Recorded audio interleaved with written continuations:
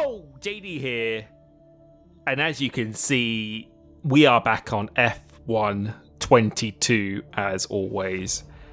And in today's video, a little bit of a different one here, but I hope that this will be quite significant for quite a few people, especially for people who are completely brand new to the series, or even players who have been playing for the last 2 to 3 years, because I feel this side of the game is something that is often quite missed by a lot of people, and I feel that it's quite a big factor in what's limiting what their potential is, and that is actually understanding how the setups work, and more specifically how each component of the setups work. Because in my opinion, if you can actually understand how each component works and operates, if you're using someone else's setup, whether you've downloaded that from Time Trial or you've watched one of my videos or someone else's videos with a hot lap and setup, you can then actually tailor it to what works for you. Because I think the mistake a lot of people make is that they just blindly copy someone else's setup and just adapt their driving style to try and make it work, which it's not always a bad thing, because the setup will probably help, and I think it's good to be inspired by people, but I think when people try and just completely replicate others, they're not driving in what's naturally natural to them, if that makes sense. And when I have my coaching sessions with people, this is something I really try and emphasize as much as possible, is actually finding what works for you. And of course, you do have to operate within certain parameters within the setup and each component. E.g., you wouldn't be running 1-1 wings at Monaco, but as long as you're within those parameters, there are a whole number of different approaches in order to achieve the same lap time. And I take it from F1 eSport drivers, a lot of the drivers don't use the same setup. They have different approaches, but the lap time is still within a tenth of a second, because it's actually suiting what their driving style is, whether that's some drivers being much more smoother, some people liking to go a bit slower and faster out, being more aggressive with the steering wheel. So if you can actually get comfortable in accepting that it's okay to go in a different direction, and if you can start to understand how each of these components work, then you can take someone else's setup, and if you feel you need a bit more stability in slow speed corners or more rotation in high speed corners, then you can confidently make those changes, knowing that that's what's going to push the car in that direction, if that makes sense. So this might be a bit of a long-winded video, but I will try and go into as much detail as I can, but to try and put it as simply as I can as well. And if you did find this video useful, please give it a like, because it lets me know you enjoy it. Hopefully you've been enjoying the rest of my other content on F1 22.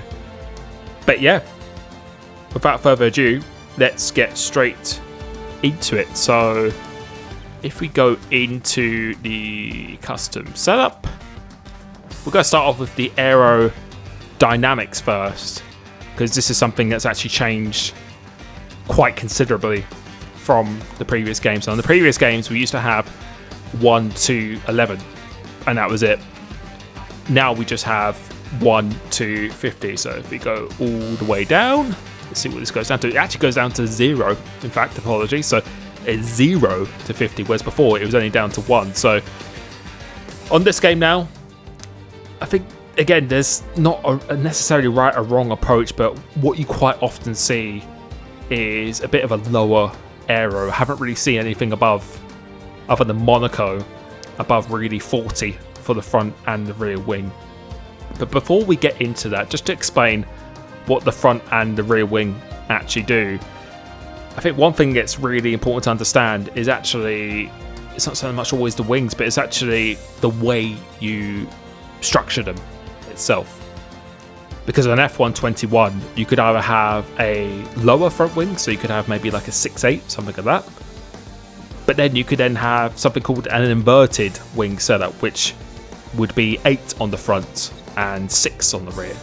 And depending on how you set up the car in that way, has a big effect on the rest of the setup. And the way I want you to think of the setup is pretty much like a orchestra, like an opera or something like that, where it's almost impossible to get the perfect balance. But if you're being more aggressive in one area, then you need to think about being a bit more stable and conservative in others, just to try and help balance it out itself. You can't be aggressive all the time. And when I mean aggressive, I mean too much rotation and things such as that. Once you can recognize that you have to kind of sacrifice some components to get a better balance of the other, the more potential you will get out of yourself. So with the Aero, of course, the higher you go, the more downforce you will have. And if you just go raise both of these to 50-50, for example, then that's going to give you the most downforce possible. However, this will make it much harder to save the ERS. So the higher you go, the harder it is for the battery to reharvest that energy you've lost, because it's having to work harder to push itself through the air. Whereas if you make it lower, so the car's a lot more slippery and streamlined through the air, it's going to be much easier. You're going to save much more ERS because the engine is not working harder. So the more you put it down, the better straight line speed you'll have, obviously. The easier it's going to be on the ERS to recoup. The higher you go, then the harder it's going to be to recoup the ERS, and obviously the much slower, and especially in this game, the much slower you will be in a straight line.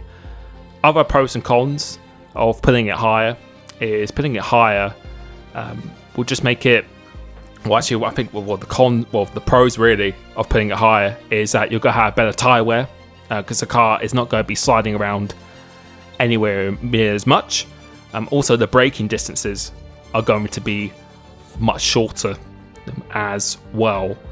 In terms of the cons of having it lower, so negatives, having it lower, although you'll have much better straight line speed and battery reharvesting, your tyre wear is going to be worse because the traction will not be as good. You're going to be sliding around a little bit more during the corners itself as well. But a big thing, as I said, is really the structure that you have the wings. And on this game now, as you saw my setup here, it seems to be the trend that you have a slightly lower front wing than the rear wing, because a slightly lower front wing is just going to make it a little bit more stable on the front end when you're turning into a corner, and it's going to stop it from having too much oversteer during the corner itself. Whereas if you had a bit of a higher wing, so say if we went to maybe 30, the front wing is going to be much more pointy and the back end is going to be much more loose, which is kind of like how Verstappen likes to drive. He likes to have a very immediate response in the car. So as soon as he turns the wheel, it's going to go exactly where he wants to go. And on this game so far, it does seem to be just a little bit less on the front wing, just to make the rear of the car more stable, which is obviously going to give you a little bit better traction as well. But I found myself that sometimes actually running it the same, or maybe just a couple of clicks higher, but then making another part of the setup, such as the suspension, not as aggressive, which we'll get into a bit later, can really give you quite a nice effect as well. So again, there is no necessarily right or wrong approach, but what I would recommend for this game is really anywhere between 10 to maybe 35 for the front and the rear wing, keeping them relatively close together, so no more than a 10-point gap apart, in my opinion. Obviously for tracks like Monaco, I've already seen it is going to be 50-50, but that's kind of a pretty specialist track on the calendar. But typically I think you want to be running something like this, where it's going to be maybe 23-28 or 20-28, so usually within a 10 difference between the front and rear, and you can either do it on the front being higher by 10 or being less by 10, which I think is a good start. But usually something like 20 or 30 would be a pretty good baseline to be working with as well. As we move into the transmission, a lot of people have absolutely no idea how this works, and yeah, the texts that explain how these components work are a little bit vague. Don't always do exactly what they say in the tin as well, and if I'm being honest, I'm not very good myself at reading a whole block of text and just digesting something from it. I'm much more of a visual learner myself, but on this game now, you've probably seen with setups, and if you go into time trial, that it quite often seems to be the case that the on throttle is quite low, same with the off throttle as well. So if we start with the on throttle itself, on the previous game, F1 2021, it was actually quite high. Usually that the pro players or the esport players, they would be playing with maybe 90 to 100 on differential itself. Whereas in this game now, you might have realised that that's actually gone much, much lower. And I'll explain why in a second. So with the on throttle, we have an unlocked, which is all the way to the left, and then you have a locked, which is 100%. If you have it 100% locked, basically what this means is that you will have more traction potential in heavy traction zones, which means you'll have a little bit more understeer on the exit. But the way I like to describe this is that the further right you go, so the more on throttle you have, more towards 100%, the more performance you'll have, so the better traction potential you could have over a lap, but the more risk you'll have as well. And the reason for that is when it's 100% locked and you're going on the throttle, both wheels are going to be rotating at the same time. And the way I like to describe that as well is if you imagine a airplane with two engines and you picture those as the wheels of an F1 car, when they apply the thrust, you're going to be using an equal amount of power each time. However, the problem with that when we're playing an F1 game sometimes is that if you're a bit heavy-footed or you get a little bit of wheel spin or a little bit of oversteer within that traction zone, since both wheels are rotating at the same time, it's actually much harder to recover, and it's much harder to correct a wheel spin moment since they're both working together. Whereas if you actually lower the on throttle, which is pretty much the trend we're seeing in this game now, it makes it much easier to recover a wheel spin or an oversteer moment when you're going on the traction. And that's because the wheels are moving more independently, hence the term unlocked. So one wheel's going to be rotating a little bit faster than the other, and it will kind of counteract itself in order to recover that wheel spin moment. It's going to be much easier to do it. And on this game, traction is probably one of the hardest elements of the game itself. So yeah, you could run at 100 where you could get more traction potential, but since it's quite hard to get on the traction, it's quite easy to generate wheel spin, because at the moment we're getting wheel spin in third or fourth gear at times, which may change with a performance patch in the future.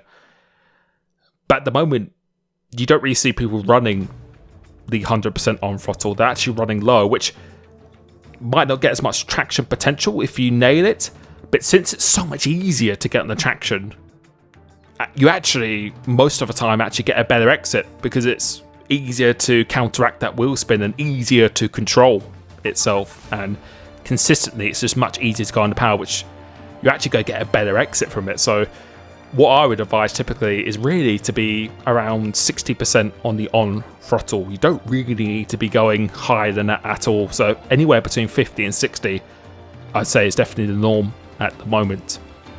In terms of the off throttle, it does work in exactly the same way. So further to the left, unlocked 50%, the wheels are going to be moving more independently from each other. So basically with this, the lower you go, the more rotation you're going to actually get on an entry and during into a corner. I would say this is more applied to slow speed corners when obviously the term off throttle, when you're braking and you're not on the power itself. The further left you go, so more towards unlocked. So say if you're going into a right-hander, the left-hand side of the car is actually going to be rotating faster than the inside wheel, which is going to give you a lot more rotation. However, too low can cause quite a bit of locking of the inside wheel and therefore potential more oversteer during the corner. So sometimes you can get a lot of rotation, but it might be too much rotation itself, and then that's going to create more oversteer and a more of a unstable car. So if you find you're going into the corner, it's turning in fine, but then as you're off the throttle, you're kind of in that no man's land where it's coasting during the corner and it's rotating too much and the back end's just spinning around on you, then you might actually want to increase the off throttle, because increasing it is going to make both wheels rotate more at the same speed, which is actually going to induce a little bit more understeer in the car. So you will lose a bit of rotation performance, but sometimes, as I said, kind of similar to the on throttle, you might actually be faster overall because you can commit more to the corner itself, and you can just consistently get through that corner much better, which over the course of the race might be the faster approach itself. So I would say for now, a 60 and 55%. So anywhere between 50 and 60% for the off differential, the bottom one, and the same for the top as well. But I would probably start off with 55% for the off throttle, because the lower you go, a lot more rotation you will get. I think this is quite a good baseline to be starting with. So if we move over to the suspension geometry now, with this in a nutshell, I won't spend too much time on this because it's quite a similar case to what it was in the previous games, if I'm being honest. Right now, I think you can really get away with using right, left, left, left, or right triple left, like everyone says. Basically, this in a nutshell is going to give you the most stability during the corners itself. This is something that was used last year, and when I've used this so far in this game, it's actually worked really, really well for every single track in terms of giving me a good balance. Because yes, you could gain some time by adding a bit of the rear camber or a little bit of the front toe itself. The cambers are more about the grip in the actual corners, and this is what the wheel or the angle of the wheel looks like from the front of the car and how it sits vertically. Whereas the toe itself is more, in my opinion, about the grips going into the corners itself. So on the entry into the corner, so like a high speed corner, and this is what the angle of the wheels are from directly above itself. So yeah, you can always increase a little bit of the rear camber to just get a bit more rotation into the corner, or a little bit of front toe. If you're going through Maggots and Beckett's at Silverstone, increasing that will give you a bit more grip going into the corner itself. But in my opinion, this is, I think, something you should really play around with, because the difference is very, very subtle. It's not a hugely sensitive part of the setup from what I've tried so far, and some of it might be placebo, but I think right triple left is a very good starting point for this as well. So for now, unless you're getting into that top 1% category where you want to be in the top 10 of a leaderboard, or if you're trying to get into F1 esports or something like that, then obviously play around with this a bit more. But I think right triple left is a pretty good place to be starting with. So as we move over to the suspension, this is something that's actually changed quite significantly compared to the previous game as well. So on the previous game, on the front suspension and the front anti-roll bar, so the first and third option, these were always on 1 all the time, without fail. And yeah, the rear suspension would usually be the same as the rear anti-roll bar itself. So it could be like 5.5, or it could be like 1.6, 1.6, something like that. But now, and from what we've seen in this game so far, which again might change in the future as well, is the front suspension and the front anti-roll bar being much firmer than the rear. And the rear always seems to be pretty much on 1 all the time. So it's kind of gone a complete Uno reverse of F1 21, because in this game, you don't want the car to be rotating too much, because with too much rotation, it's very, very easy for the car to rotate in this game. And it's all about trying to make the rear end as stable as possible, because traction is probably the biggest component on this game. So that's exactly what this does, because if you had 1 on the front suspension, that's going to make the front part of the car the most responsive, the most oversteer, so the more performance, but the more instability. But on the rear, if you have it on 1, so it's kind of the opposite effect. Having it on 1 on the rear suspension and the rear roll bar is going to give you the most stability possible itself. So the lower you go, it's going to be the better on the bumps. you're going to have much better traction, you're going to have much better tyre wear, even a bit better straight line speed as well. So it's more about the stability side of the car itself. With the suspension, that 111 is the most rotation, the most oversteery component you can have. So 11.1 is pretty much the most understeery, most stable configuration you can have. So if you're doing a time trial and you want more rotation as you're going into the corner, so the more of the initial response that you get from the car, you would actually want to lower this a little bit if you want a bit more on the front end. Or if you feel the rear of the car needs a bit more rotation, a bit more grip going into the corner, or more response, then you would actually increase the rear anti-roll bar. But from what I've seen now, yeah, the front suspension is always going to be higher than the rear. Same for the anti-roll bar. Usually these two are going to be quite close together. So whatever the top one is with the suspension and the roll bar, it's going to be the same for this one as well. And yeah, this game is just all about stability as much as possible. Obviously, over time, you can have some different approaches itself. But with the suspension, the top two, I would say this is more about the initial response from the car itself. So as soon as you turn in, you will feel this effect. So if you went from 10.1 down to 5.1, you would just feel a much more response from the car. However, more response, more rotation, more potential performance can mean much more instability. So if you turn in and the car's getting away from you, you can either play around with the wings a little bit, but if you don't want to affect the straight line speed or your ability to harvest the ERS, which is very, very important in this game, then maybe adjusting the suspension itself might be a better part to actually play around with. But with the roll bar, I'd say this is more about actually the grip during the corners itself. So the stiff on the rear means much more load on the inside tyre. So if you are having problems locking up going into corners, then sometimes actually increasing this can help you out quite a bit. But I would say the roll bar is more about the high speed distribution. So an example of this would be, if you think about cops at Silverstone, which is the old turn one, it's almost a flat out corner on this game. But if you're turning into the corner and as soon as you turn in, the car gets away from you on the rear, then maybe you could actually increase a little bit of the rear suspension itself. Or if it's the front part of the car that's getting away from you, as soon as you turn in, then you can make this even stiffer. Ideally, I think you want to make the rear for the suspension roll bar on 1 and low as possible, because you want the maximum traction from the rear of the car. But if you are going into cops and it turns in fine, but then halfway through the corner, the car just gives up on you, then you might want to adjust the roll bar itself. So what you could do is you could actually maybe increase the front.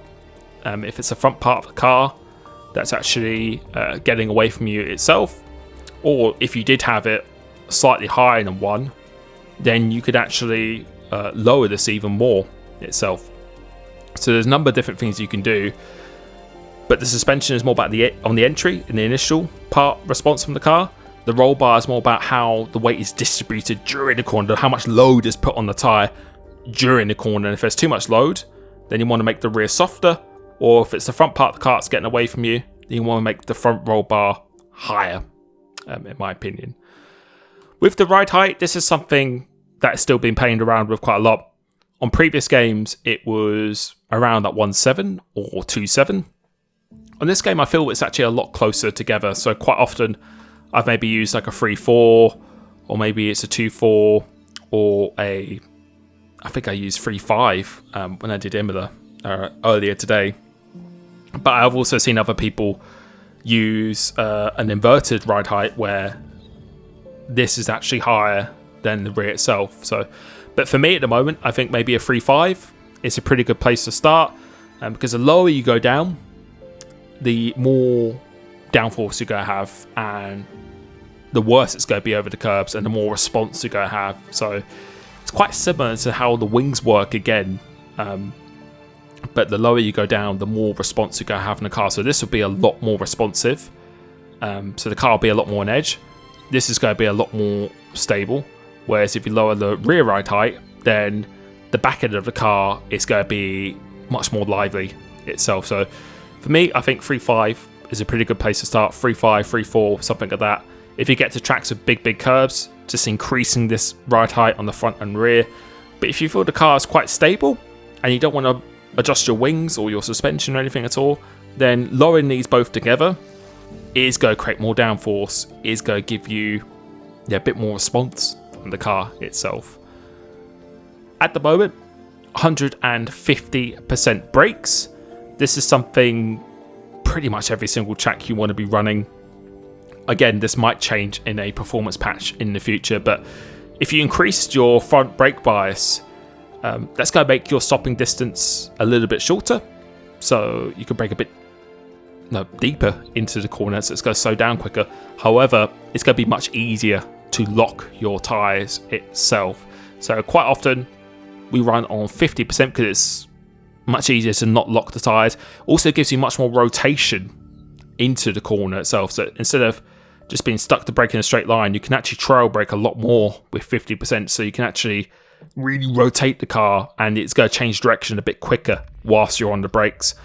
However, one benefit I would say is that when your tyres do go off during the race, or the car becomes a little bit more oversteery, or you want to protect your tyres from overheating, then sometimes actually increasing the brake bias is actually going to give you a bit more stability, since the car is not going to be able to rotate as much. But yeah, at the moment, 150% is pretty much everything and everywhere you want to be running. As for the tyre pressures, I'd say currently at the moment it's very similar to F1 21, where you want to be trying to run it as close to maximum as you can. And running it to maximum, you've got to think of a balloon being on the table. So the more inflated it is, the less surface area of that balloon is on the table. In this case, obviously, it's going to be the tyre. But the higher the pressures, the less friction there is on the track, so the better the straight line speed is going to be. The more high speed grip you've got and response you're going to have into corners, so it's going to make it turn in much better going into the high speed corners as well. However, the drawback of this is that it can generate higher temperatures and it can be a bit harder to control those tyre temperatures itself. So sometimes at tracks, at the moment I haven't really had to do this, but quite often you might want to be lowering it by 2 or 3 clicks, mainly on the fronts, which is the tyres that most of the time overheat a bit more than the rears. So you might want to be lowering it if you're getting 106, 107 degrees and the car's becoming quite difficult to drive. Then simply just lowering the front tyre pressures can actually solve that issue. But of course, if you do that, that's going to affect the balance of the rest of the car, because lowering it will not give you as good straight line speed.